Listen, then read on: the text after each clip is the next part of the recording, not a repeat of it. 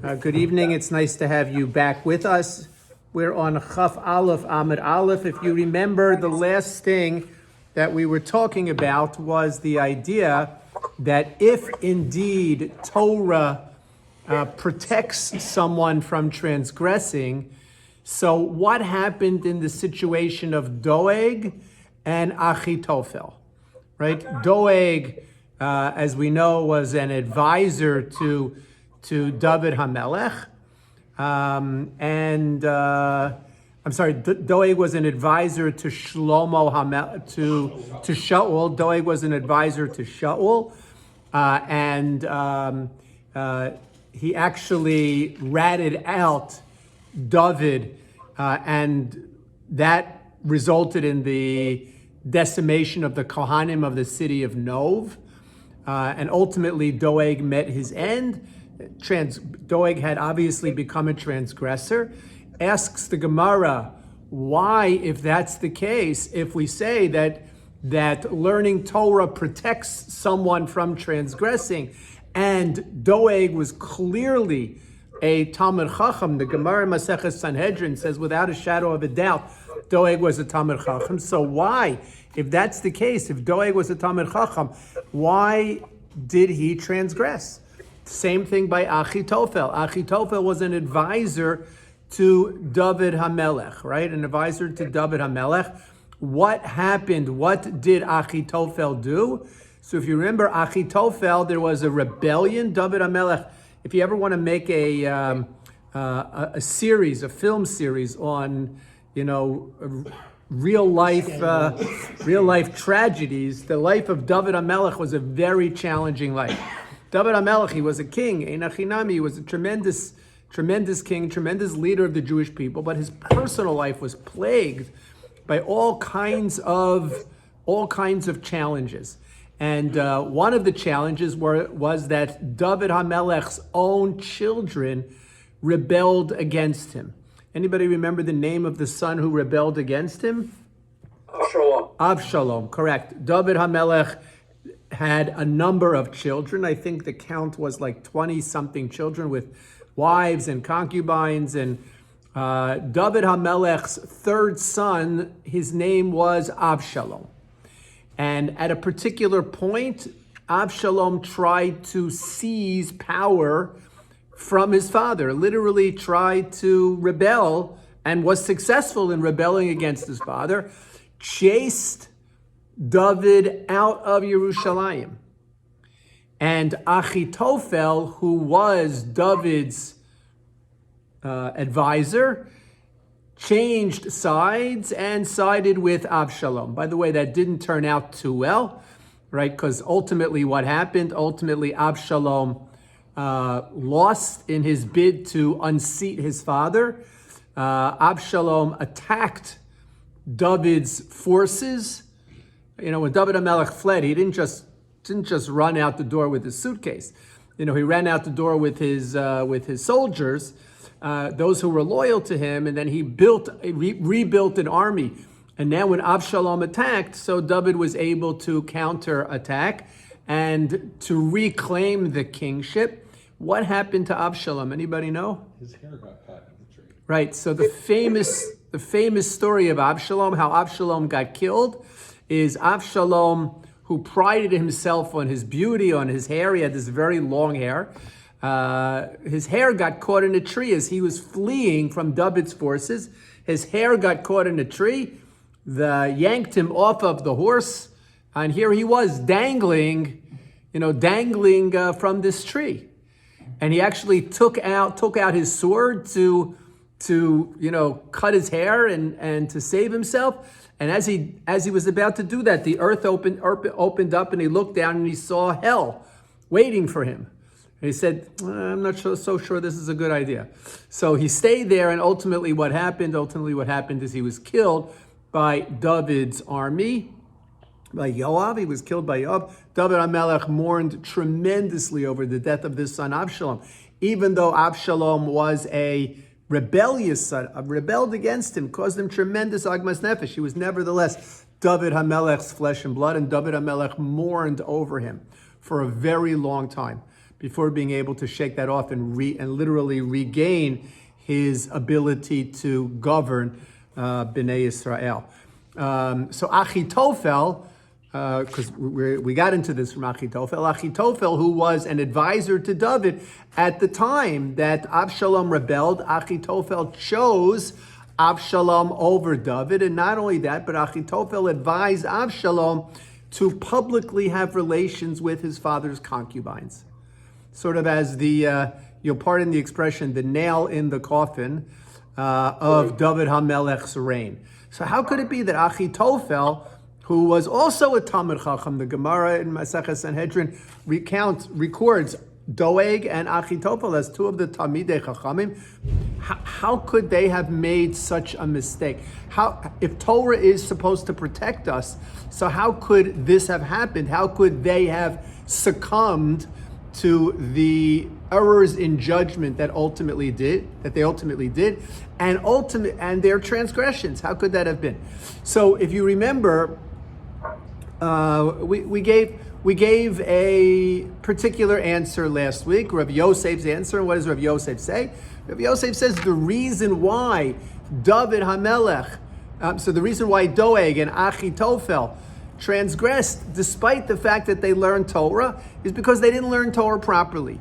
It was, in Rav Yosef's understanding, it was not internalized. It was min hapeh v'lachutz. It was from the mouth and outwards. It didn't go in. So it's not even a question. What do you mean? Why did Doeg and Achitophel, who were Talmidei Chachamim, why did they transgress? Torah is, after all, supposed to stop you from transgressing. Rav Yosef would answer, and what would Rav Yosef say? Rav Yosef would say they didn't learn Torah properly, right? They might have been intellectual giants. It's possible to be a huge Talmid Chacham, but not to have internalized the lesson of what Torah is all about. And that's what happened with Doeg, and that's what happened with Achitophel.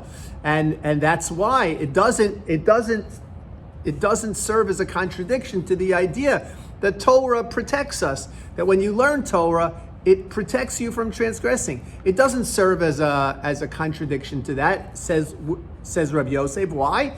Because they didn't learn Torah properly. However, that's not the answer that the Gemara gives, right? Because Rava asks the question, and Rava gives a different answer. And what does Rava say? So if you look in the Gemara, we're on 21a2.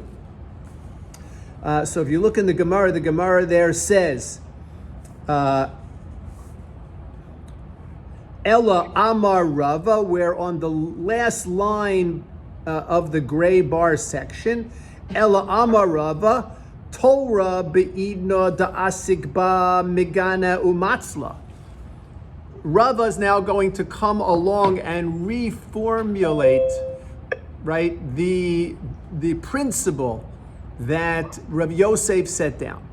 And what does Rava say? Torah, when you're learning it, protects you from any previous punishments, and umatzla, and it saves you from any future transgressions. However, that's only when you're learning it. Be'idna delo asikba, when you're not learning Torah, agune megana, it protects you from previous punishments, but atzule lo matzla, what does it not do? It doesn't save you from transgressing. Why is Rava formulating things this way? Rava is formulating things this way because he wants to. Why did Doeg transgress? Why did Achitophel transgress? Why did these two great Talmidei Chachamim, why did they fall short? Why did they succumb to their temptations? Why did they wind up as transgressors? After all, Torah is supposed to protect you from transgressing. Along comes Rava to say, no, that's not true. Torah only protects you from transgressing while you're learning it. But because you learned it at one time, it doesn't protect you from transgressing. Only while you're learning it does it protect you from transgressing. You want to know why? You want to know why Doeg and Achitophel sinned? Because they sinned. They weren't learning Torah. In other words, it wasn't at a time when they were learning Torah. If it had been at a time when they were learning Torah, so then you'd have a good question. But it wasn't at a time when they were learning Torah, and therefore the Torah wasn't protecting them from sinning. Rav Yosef had a different answer. Remember, Rav Yosef's answer was they didn't learn Torah properly. That's not Rava's answer. Rava reformulates the whole thing, and Rava says, no, what is it? It's Torah protects you from sinning only when you're learning it. If you're not learning it at that particular moment, it doesn't protect you from sinning. That's as far as Torah goes. And we understand why Doeg and Achitophel can be Torah scholars and at the same time transgress, right? Because Torah only protects you from transgressing at the time while you're learning it. What about mitzvah? Right? What about mitzvos? What about when it comes to mitzvos? Okay, when it comes to mitzvos, what do we say? The Gemara continues, and the Gemara says, mitzvah, we're actually on 21a3 now. Mitzvah, bein be'idna da asik ba, bein be'idna da lo asik ba. Mitzvah, so whether it's at a time when you're doing the mitzvah, or even if it's after you've done the mitzvah, agune megana, the mitzvah, the fact that you've done the mitzvah, that serves to protect you. In other words, to protect you from being punished. But atzule lo matzla, what does it not do? It doesn't save you from transgressing. So, period, end of discussion, end of this particular discussion. What are we saying now? What has Rava concluded? So we've basically concluded that there are two categories of behavior that could protect a person from transgressing. There is, of course, Torah learning, which can protect a person from being punished, and which can also save a person from transgressing in the future while they are involved in the Torah study. That's what we conclude. And then there's the category of performance of mitzvos. And when it comes to performance of mitzvos, whether it's at the time that you're doing the mitzvah or whether it's at a future date, the fact that you've done the mitzvah provides protection from you being punished. It doesn't save you from transgressing in the future, either time, but it provides protection from you being punished. How did we get into this whole discussion? Why are we worried about this? Why is this good for us to know? Because remember, we asked, what was the merit that protected this woman from the punishment of the waters, the Sotah waters that she's drinking? We said it can't be Torah. Why can't it be Torah? Because she's not obligated to learn Torah. So what must it be? It must be mitzvos. It must be whatever mitzvos she has done, that those mitzvos give her some degree of protection from the punishment of the waters of the Sotah. So that's what protects her. Go ahead, Mike. Go ahead. Yeah. If she goes forward with the Sotah protocols, isn't she doing a mitzvah? She's fulfilling the biblical commandment that in such and such circumstances you should do this and you should do that. So she's gone through this. So she's doing the mitzvah. She's doing a mitzvah, which may inherently be a source of protection. It's an interesting, right? An interesting conundrum to suggest that the very act which is supposed to result in your punishment results in you being able to avoid that punishment. Whose mitzvah is it? That's what you're suggesting. Well, so I want to back up for a second, and I'm gonna, usually I let Mike, get away with things, but I'm gonna hold him to it a little bit tonight. All right. Mike sort of began. He tried to pull a fast one over on us at the beginning by making the statement that she's doing a mitzvah, right? And the question is that accurate? Is the fact that she is drinking this water, is that considered a mitzvah? is it listed as one of the mitzvos of the Torah for a woman suspected of adultery to drink this water? Is that a mitzvah? So Well, it's not just the drinking of the water. It's the right, it's prelude to everything. it. It's everything. Right, it's everything that she goes through. So, Mike, would you say that somebody who got flogged that he's doing a mitzvah? No. Would you say that somebody who was executed by Beis Din, is he doing a mitzvah? So why? No, but those are incidences of kapara. I mean, those are punishments that yield kapara. Oh, okay, but in other words, In her case, we don't know what's going to happen. While there's witnesses and everything, she could have backed out. In fact, before the whole Sotah protocol starts, she has to appear before the Sanhedrin. There's a whole confessional series of events. And so she's sticking to her guns. Yeah, but she's being And the compelled Torah to. says, when that happens, this is what you do. She's complying with the Torah. okay, but I'm not sure that every time someone complies with the Torah that is by definition the fulfillment of a mitzvah. Okay. I mean, that's your right. I think that your question is based on that assumption that complying with the dictates of the Torah is ergo, I don't know, whatever that Latin word should be. Ipso facto, thank you, is ipso facto a mitzvah. I'm not sure that that's correct. I'm not sure that that's correct. In other words, is there, if you, just because the Torah tells you to do something, and you do it, is that ipso facto considered a mitzvah? I mean, in the case of the person getting malchus, he's not a willing accomplice to that. And in the case of execution, capital punishment, he's certainly not. Okay, so I'm wondering. This is different.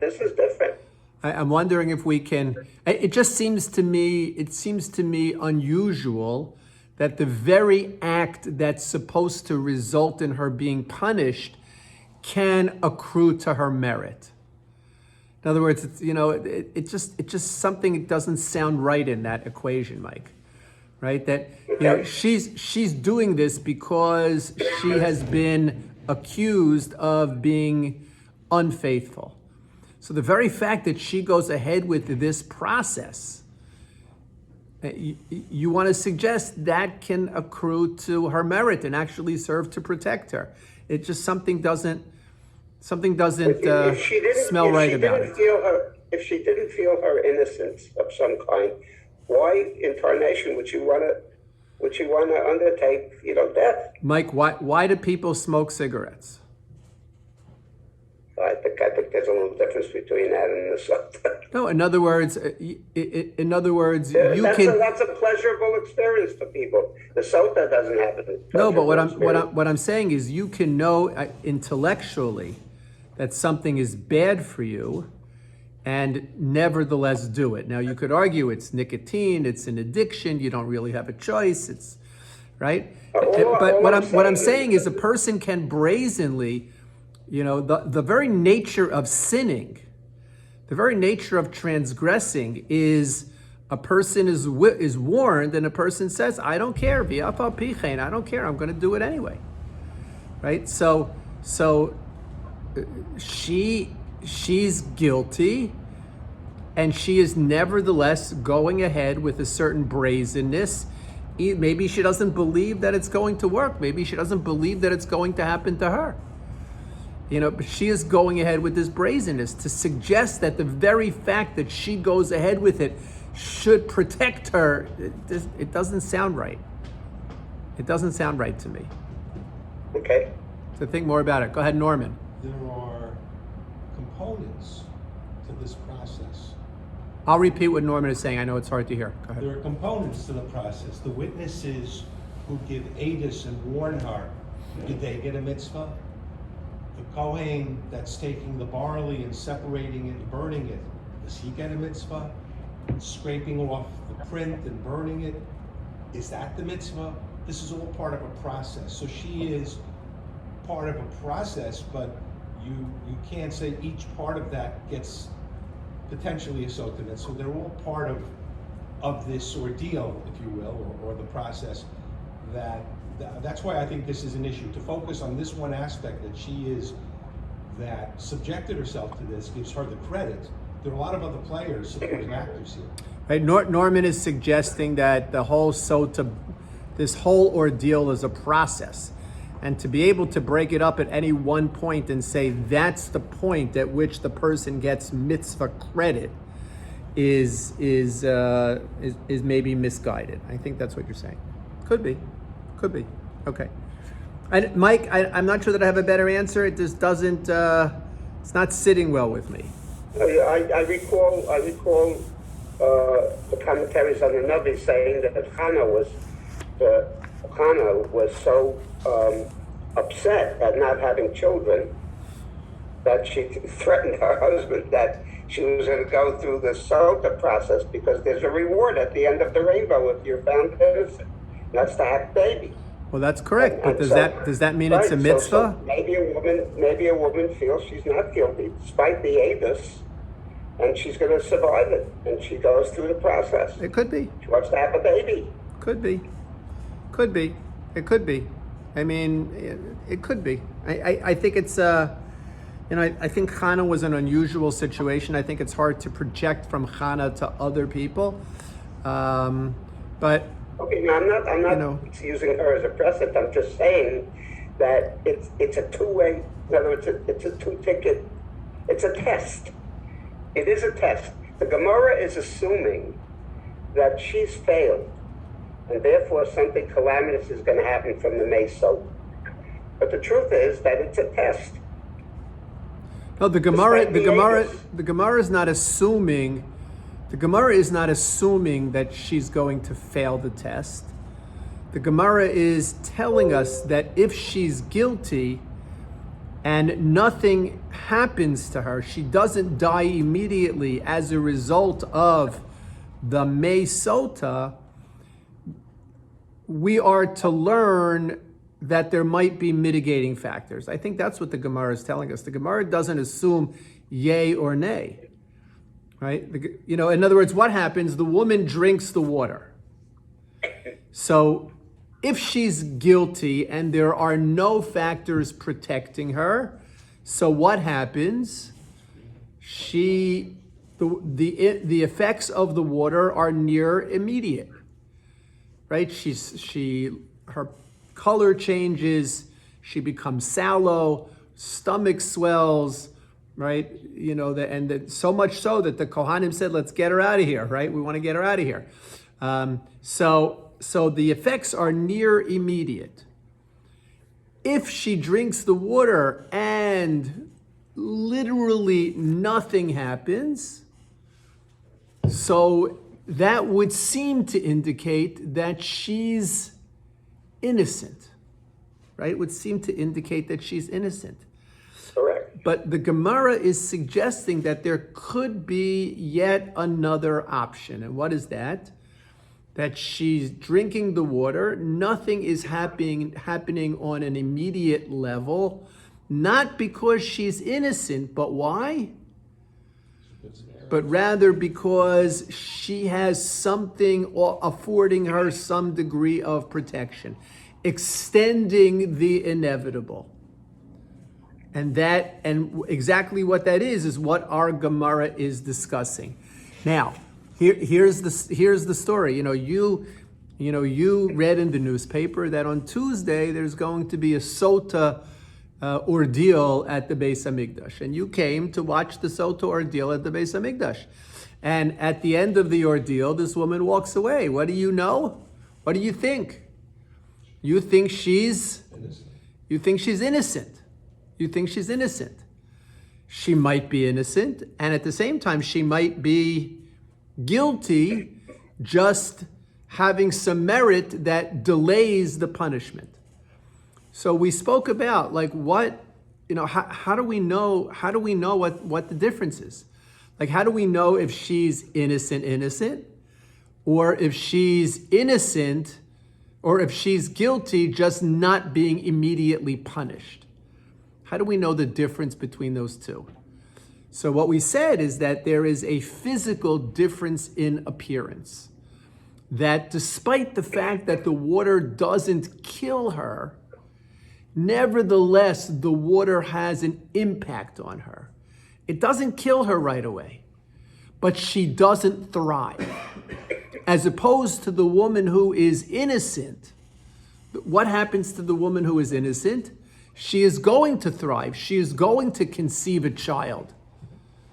Right? She's going to reinvigorate her relationship with her husband. So there is some level of being able to make a determination here. If either she's going to die, or she's going to thrive, or she's going to survive but fail to thrive. And if she survives but failed to thrive, what that tells us is there's something that's protecting her. And that's sort of what we're discussing here. What would that be that's protecting her? So everything that we've said up until this point seems to indicate that it's her performance of mitzvos that are protecting her. Ravina now offers another explanation. So we're on 21a3, Chav Aleph, Amud Aleph. What does Ravina say? Ravina Amar, right in the middle of the gray bar, Ravina says, Li'olam Zechus Torah. What protects her? La'olam Zechus Torah. It's the merit of Torah that protects her. And Udika Amart, Eina Mitsuva Viosa. And what about that which we said earlier? Why did we reject earlier that Torah protects her? We rejected it because we said she's Eina Mitsuva Viosa. Okay, Ravina, you're telling me it's the schus of Torah that protects her? Wait a second. Where were you 4 weeks ago? Right? Where were you at the top of this page? We said she's Eino Mitsuva Viosa. So Nihi Dipekude Lo Mifkida. Ravina says, you're right. I was here. I was in class. You just didn't call on me. What does Ravina say? Ravina says, yes, it's true. The pekude lo mifkada, she's not obligated in the mitzvah of Talmud Torah, but just because she's not obligated in the mitzvah of Talmud Torah, ba'agra, does that mean she can't get a schar, she can't get a reward? Ba'agra, demakrin, umasnian, banaihu, the fact that she enables her children to go to yeshiva, right? The fact that she brings them to the cheder, she brings them to the Rebbe, she enables them to learn how to learn Torah. V'natran luhu ligavraihu ad da'asu mi bei midrasha. And she waits for her husband. In other words, she accommodates her husband's schedule in his learning of Torah. Mi lo palgan bahadaihu. Is it possible that she doesn't get some kind of schar? So Ravina's taking a completely different tack here. Right? What does Ravina say? Right? Ravina's rejecting what we learned above. Right? We began by saying what protects her can't be the schus of Torah because she's not commanded, and if she's not commanded, there's not enough merit to protect her. Must be something else. What is that something else? Must be mitzvah. And we started with mitzvah, we went through this whole thing, this whole mashal, mitzvah, Torah, the difference between the two, and we concluded, mitzvah can protect her. Okay, because mitzvah has the ability to protect you from punishment. Okay? Along comes Ravina to say, wait a second, maybe we can still say Torah. Right? What's the protective element of her Torah? Helping others do Torah. Helping her obligated husband and or children to learn Torah. By being the one who enables others to learn Torah, she must, says Ravina, derive some reward for being that enabler, she must derive some reward. And therefore, the reward of that Torah maybe is sufficient to protect her. That's what Ravina says. Joe, go ahead. But didn't we settle on the opinion of Rava that the only way the Torah can protect you is at the time that you're doing it? So if you're able to pass on the reward or the benefit from it, that's a difference in time. So how would those two opinions clash? So yes, you're right. So Ravina and Rava's opinion would clash. Okay. Right? They're not consistent with each other. Rava's talking about mitzvah. Right? Rava gave his explanation within the purview of mitzvah. Okay. Ravina's talking about something different. Ravina's talking about Torah. And you have to say, according to Ravina, that we have to go back to Rav Yosef's position. What's Rav Yosef's position? Rav Yosef's position is that when you learn Torah, it protects you, and even after you're done learning Torah, it saves you from transgressing. But what He's connected with that. what we'd have to say here is that we're not talking about her learning Torah at all. Ravina is introducing a completely new concept. And what is that? Ravina's concept is that you get a schar, you get a reward for helping someone else fulfill their obligation. That's not such a new concept. No, it's not such a new. It's a new concept. We have that in the Zavul and the Sotah relationship. Okay, it's a new construct here in the Gemara. Right? It's a new construct here in the Gemara. We're actually going to see a little bit later on. Maybe we'll get to it today. If I'm looking at the time, I don't think we're going to get to it today. But a little bit more of that Zvulun Yisachar kind of relationship. But Ravina is introducing this new concept. This concept that Ravina says is that what's enabling her to not die immediately as a result of the water, the fact that she gets some reward for having enabled her husband and or her sons, who all of whom are obligated to learn Torah, to learn that Torah. And the enabling isn't considered a mitzvah, it's considered the learning of Torah, even if she's not learning. So I don't know that it's considered the learning of Torah, but there's a schar that's associated with the Torah. A schar that's associated with the Torah. Exactly what that schar is that's associated, right? We don't know, I don't know what to call it. I don't know what, it's not the same reward as learning Torah, right? Because she's not learning Torah, she's not obligated to learn Torah. It's not the same reward as doing a mitzvah, because if that were the case, why would Ravina introduce this? It's a new category where she's getting some schar for something associated with Torah. And that schar is protecting her. Is that only for, would you say that's only for Jewish people? Or like, we come to shul, it's a security guard that supports us learning Torah. So is there... Interesting, right? Interesting. You say that So Joe is asking the question. Joe says, how far can we take this analogy? In other words, if we say that this woman who brings her kids to Cheder, right, puts a 41 in the front of her Honda Odyssey, right, drops her kids off and picks up her kids from Cheder every day and waits for her husband, says it's okay, you can go to Shir, you can go learn, do it, right? That she gets a schar for being an enabler in a good way. So how far do we extend schar for someone who enables someone else?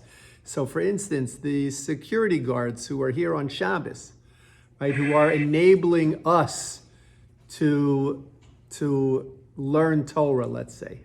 I guess we can question whether or not they're actually doing that. Are they actually enabling us to learn Torah? I mean, are there, Nassau County Police then. I don't know. It's an interesting I don't question. know who to pick as Right. It's but I hear what you're saying. It's an interesting question, right? Maybe it's your wife. Maybe it's your wife who says, go to shul. Kicks you out of bed. Go to shul. Yeah. Right? Maybe it's your wife who's the enabler, who gets the schar here. But I hear what you're saying. It's an interesting question. In other words, if a non-Jewish person enables me to do a mitzvah, does he get some kind of schar? Is that limited to the learning of Torah? we might be able to assume from Ravina that it's just limited to the learning of Torah. In other words, if that non-Jew does something that enables me to learn Torah, meaning, I don't know, let's think about it. Let's say that a non-Jew, right, brings in the books, right, brings in the Gemaras, right? The non-Jew brings in the Gemaras, or Henry turns on the lights, right, in shul that enables us to learn Torah. So does Henry get a schar, of enabling us to learn Torah? Interesting question. I don't know. I don't have an answer. Something to think about. Okay, we'll see you all next week. See you all next week. We might be at Ron's next week. Yirtz Hashem will let you all know. Even if we are at Ron's, we will continue with our Zoom, our Zoom part of the shir. But hopefully, we'll all be able to, to come together a little bit more interpersonally than we've been having to do. Okay, everybody have a great night. Thank you for coming. Rabbi, thank you.